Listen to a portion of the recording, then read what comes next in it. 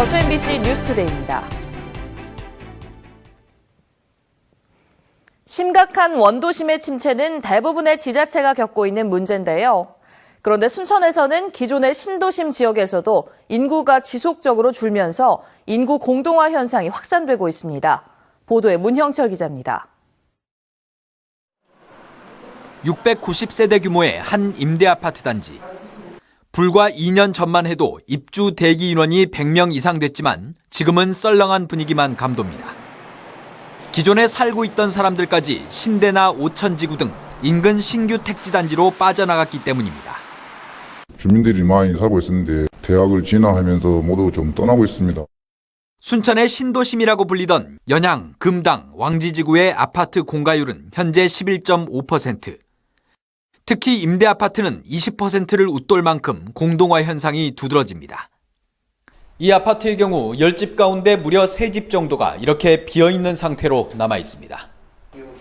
임대료나 보증금은 매년 법정 상한선까지 꼬박꼬박 오르는 반면 주거 환경은 갈수록 열악해지는 게 주된 이유입니다.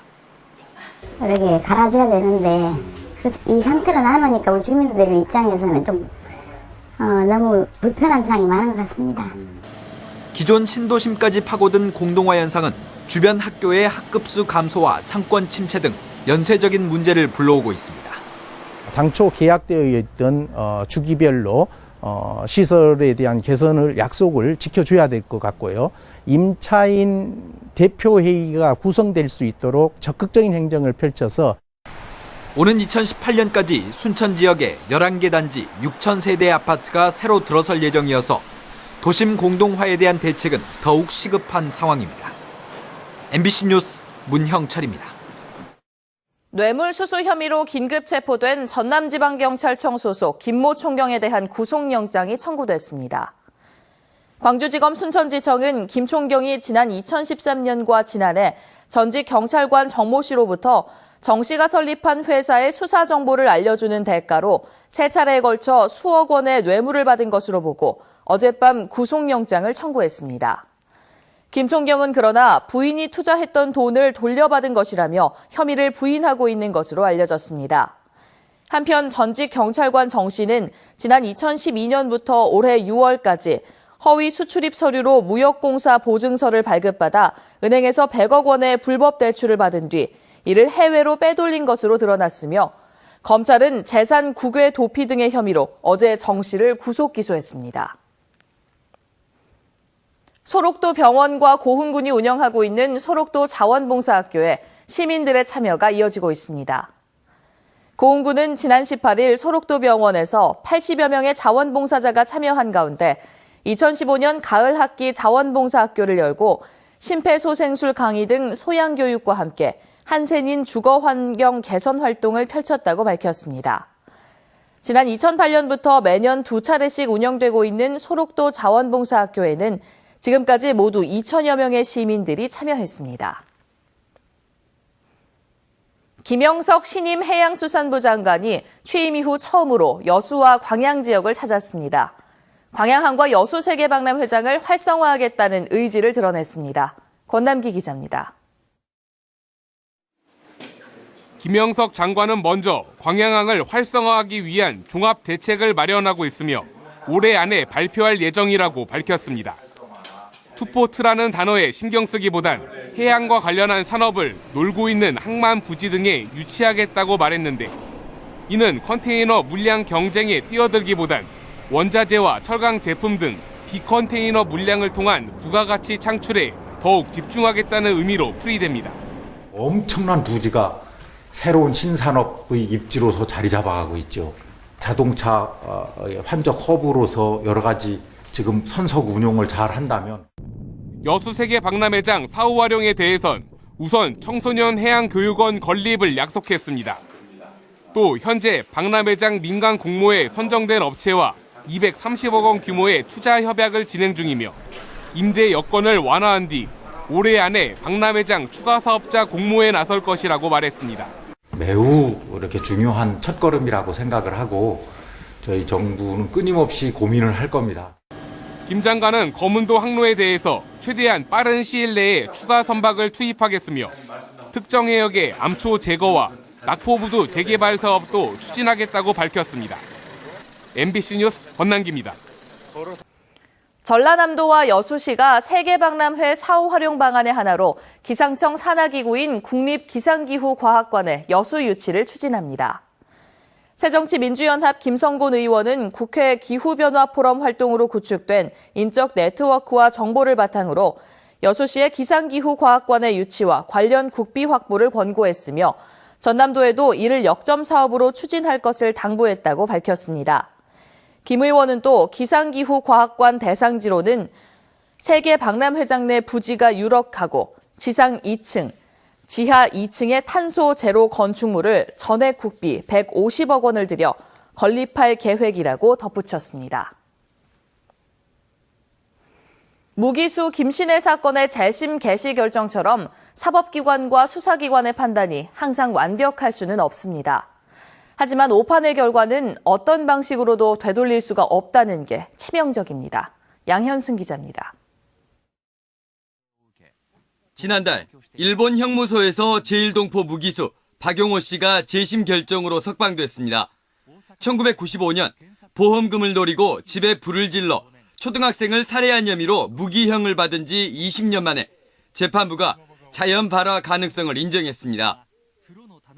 20年ぶりのことなので、まるで遠い外国の地に立っているようで 국내에서 복역 중인 무기수에 대한 재심이 개시된 건 이번 김신혜 사건이 처음.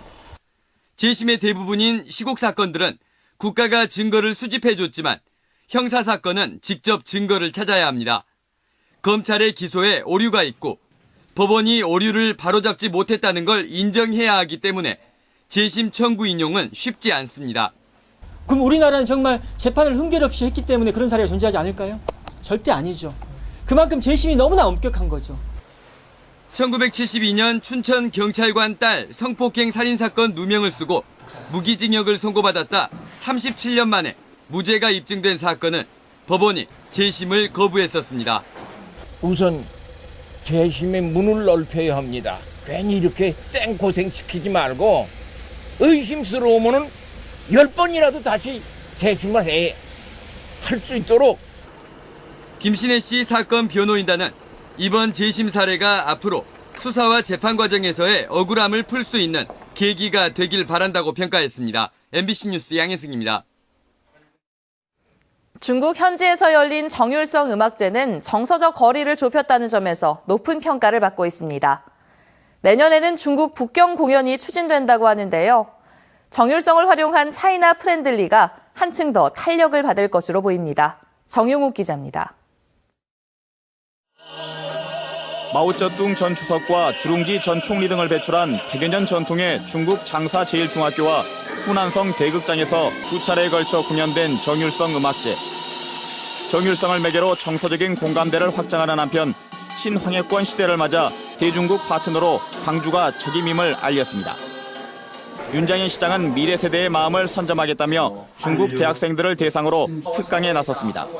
지역 내 그리고 한국 사회 내의 이 중국에 대한 식견과 경험이 많은 분들을 함께 이 일에 참여시킬 것이고 해당 대학은 윤 시장을 명예교수로 위촉하며 환대했습니다. 중국 혁명음악의 대부인 정율성 선생인 만큼 음악제의 가치는 중국 측이 먼저 알아봤습니다. 한 발 더 가까워진 광주시의 우호적인 모습을 보이며 지속적인 교류 협력 의지를 내비쳤습니다. 한국的一些传统的一些作品把它结合起来听了以后应该说给长沙的观众带来了一种美感. 광주 동구와 남구 화순군이 출생지 논란의 종지부를 찍고 정율성 기념 사업을 함께 추진하기로 한 것도 향후 펼쳐질 차이나 프렌들리 사업의 전망을 밝게 하고 있습니다. 내년에는 중국의 심장인 북경에서의 공연이 예정돼 있어 정율성을 매개로 한 차이나 프렌들리 행보에 더욱 속도가 붙을 전망입니다. MBC 뉴스 정용욱입니다. 이낙연 전남지사가 시정연설에서 내년도 도정 운영 방향을 제시했습니다. 이낙연 전라남도지사는 도의회 제300회 정례회 2차 본회의에서 내년도 도정 운영 방향으로 청년 일자리 창출 확대와 친환경 수출 농업 기반 확충, 저출산 고령화 대책을 강화하겠다고 밝혔습니다. 또 내년도 예산안 제출 규모는 올해 당초 예산보다 2,483억 원 늘어난 6조 5,303억 원으로 이 가운데 일반 회계는 5조 6,507억 원, 특별 회계는 8,796억 원입니다. 여수시가 무기계약 근로자의 근무 여건 개선을 위해 관련 규정 개정에 들어갔습니다. 여수시는 이번 달부터 각종 행정사무와 사회복지, 청원, 경찰 등의 360여 명의 무기계약 근로자의 명칭을 공무직으로 바꾼 뒤 임금을 지난해와 비교해 18%가량 인상하고 직무수당을 신설하는 한편 4대 중증 질환으로 인한 질병휴직 때 기본급의 70%까지 제공하기로 했습니다. 여수시는 이번 공무직 신설과 근무 여건 개선을 통해 이들 직원들의 사기 진작과 책임 있는 행정구현으로 대시민 행정 서비스의 질이 크게 향상될 것으로 기대했습니다. 여수 산단 내 금호 석유화학이 율촌산업단지의 신재생에너지 사업을 위한 시설 투자에 나섰습니다. 금호 석유화학은 최근 율촌산업단지에 모두 830억 원을 들여 바이오매스, 이른바 우두칩을 원료로 전력을 생산 판매하는 발전소 시설 투자에 나섰습니다. 금호 석유화학은 정부의 신재생 에너지 의무 할당 제도에 따라 이번에 바이오매스 발전소 건설에 나섰다며 전력 생산에 따른 수익 창출이 근본적인 투자 목적이라고 밝혔습니다.